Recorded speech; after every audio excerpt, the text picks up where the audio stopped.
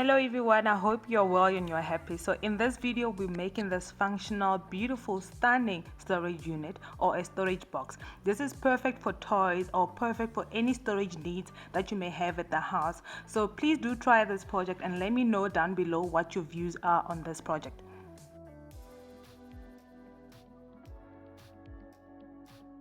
Here's a list of the tools and the materials that you're going to need for this build, and also remember to purchase your hinges as well. And in addition, I use a spray gun for this project. Use a paintbrush if you don't have a spray gun. Get pumped up and let's get ready to build. The first thing that I did for this project was just to prepare the legs of the storage box. So I used a 30 by 80 millimeter pieces. Those are offcuts from the wood that I used. So start with this process so that you can make everything easier for yourself. For the formation of the legs, what I did was just to join the two pieces together until I have 4 equal legs bases. So what I'm doing here is just to do an opening, which is pre-drilling my wood cut so that I'm able to put my screws onto the wood cuts opening so that it's easier for me to screw everything in. So in the next process here, I have longer cuts and also shorter cuts. This is going to form part of my legs. So what I'm doing here is just to join the pieces with the longer parts. So this is the base and the legs of the storage unit. The front legs of the storage box are slightly longer than the back legs of the storage box, so please take note of that. So you just take the 30 millimeter cuts and then just join them together with your front and also your back legs as well, so that you can form the full structures of your legs. Here's another alternative. If you want your storage box to be mobile, you can actually skip this process and then purchase coaster wheels so that you're able to have a unit which is movable as well. Moving on to the next phase of this build, what I'm currently doing is just to open up holes, which is pre-drilling the wood cut so that I don't struggle when I'm putting on the screws. The name of the material that I'm using is plywood. It's a BIRCH plywood. It's a high quality plywood. It's a bit more on the expensive side. You can also get something cheaper as well. So it's an 18 millimeter wood cut that I'm using here. So I'm just putting the pieces together and also putting wood glue so that I'm able to join the pieces together. So what pre-drilling does, it actually makes life easier. So please do pre-drill your wood cuts prior to putting the screws on. The screw size that I'm using here is a 50 millimeter screw size, so this is perfect to join the two pieces together. So also note that I love starting with the top and the bottom so that I make sure that the two sides are securely tightened. Then I'll finish off with the middle part.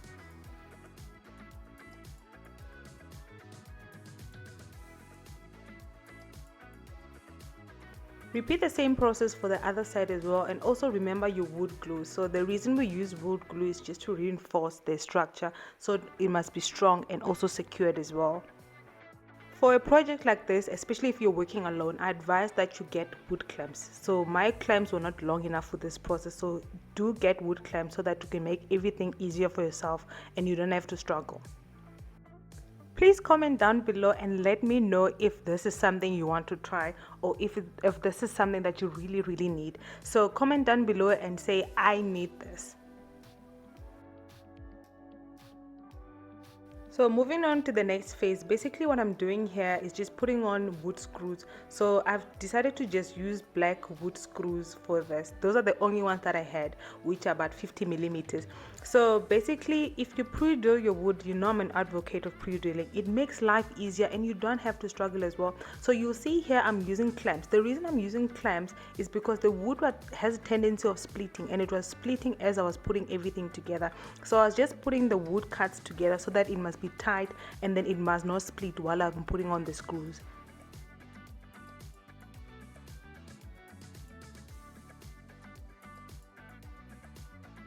Please repeat the same process on the other side as well until the formation of your box is complete. And also, if you're loving the content, please comment down below and let me know. Share these videos with your friends and your family and let everyone start working with their hands. In this phase, what I'm currently doing is just use my tape measure just to measure the distance from the edge of the box up to where I'm gonna put my legs. So the distance that I've measured is about 80 millimeters from the edge of the box to where I'm gonna put my legs. Do the same thing on the other side as well. To put everything together, the size of the screws here, what I'm using is 19 millimeters. The reason I chose 9 millimeters is because the 30 millimeters were a bit too long and they were picking on the other side. So the 19 millimeters worked perfectly fine. So moving on to the next phase, now that we're done with the structure and the box of the storage compartment, so what I need to do is just to make sure that I put the base of the storage box. Repeat the same process and put the front legs of the storage box and make sure that they're tight and they're secured as well. Please remember to share this video with your friends and your family and like this video as well. It helps us a lot. The next phase is to drop the base of the storage box and make sure that it's fit perfectly. What I'm currently doing here is just applying wood filler. What wood filler is basically a paste which basically covers all the holes that I've created while I'm putting everything together. So it covers all the holes. The trick is just to make sure that your screws are sitting lying flat and make sure that you're able to use your wood filler to cover everything. Always try to match your wood filler with the paint that you're gonna use at the end.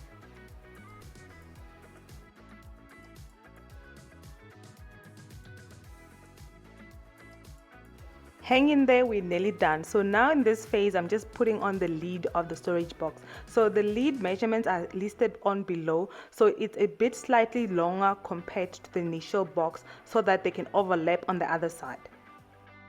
When you're putting the lid together, just make sure that it's in a straight line position aligned with the front legs of the storage box so that everything must be in a straight line, flush position. In this phase, what I'm currently doing is just to put the hinges together. So the hinges are basically going to hold the box and the lid so that we're able to open the lid perfectly. So this was not the easiest position to be at. So I struggled a bit. Imagine, I struggled a bit putting the hinges together, but it's a very easy process. So just follow along and put the screws in a straight line form, sorry.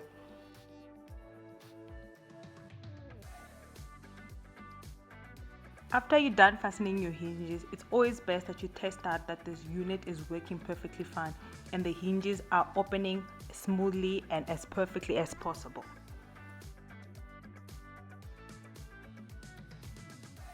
This part here is one of my favorite parts because you don't have to put as much effort as possible. So this is the sanding process. Basically what I'm doing here is just to cleaning up the rough edges and making sure that the final project is nice and smooth. So basically what I normally do on a situation like this, I'm using an electric sander. So the grit sanding paper that I normally start with is the lowest one, which is an 80 grit sanding paper.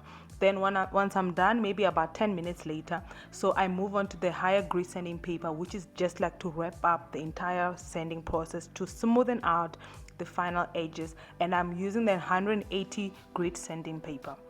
If you don't have an electric sander, you can always use a block of sander, which is also convenient as well.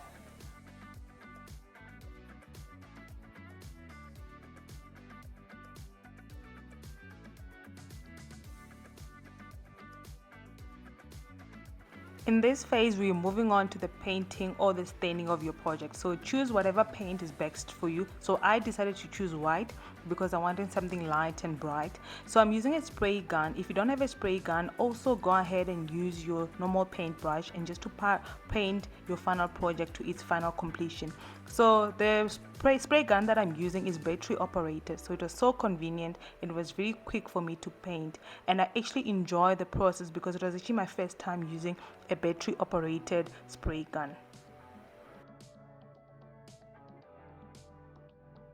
The name of the chalk paint that I'm using is by Harlequins Paint. It's a normal white, aged white paint. It's perfect. I love the consistency. You will not believe that I only did one coat on the final project. That's how amazing the paint is. And also, once you're done painting, also remember to seal your final project with the Easy Seal by Harlequins Paint as well.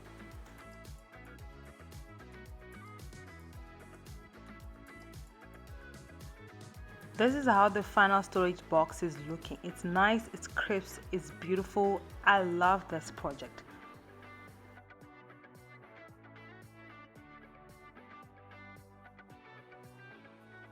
So what I'm currently doing here is just to put hydraulic hinges for the lid of the storage box. So this is very important, especially if you're going to use it for toys for kids, so that they don't hurt themselves. So this basically helps the lid of the box to stay upright.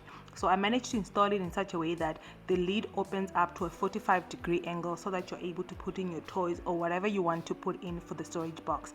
So buy 2 of this. I only had 1 at that moment, so buy 2 of them so that they can support both sides for the left and the right hand side of the storage box. I added a fun feature to the storage box, which was beautiful stickers, which is best for kids because I'm going to use my storage box for toys. So depending on what you want to use your storage box for, decorate it, make it nice, make it beautiful. To be honest with you, I really needed this project. This is one of the most important projects for me because I was tired of toys lying around in the house. I needed a bit something which is functional. So to be honest, I love this project. You know, I always say it, but I love how it turns out. I love the functionality of it, and thank you so much for staying this far and enjoying all my postings and all my videos that I do. Please do try this project. This is something that you really need. You don't have to use it for toys only. You can use it for blankets, you can use it for books. So this is a perfect additional storage for your house. I love this project. This is beautiful, this is functional. Thank you so much for tuning in, and I really appreciate your love and your support. Share this video with your friends and your family, and until next time, bye.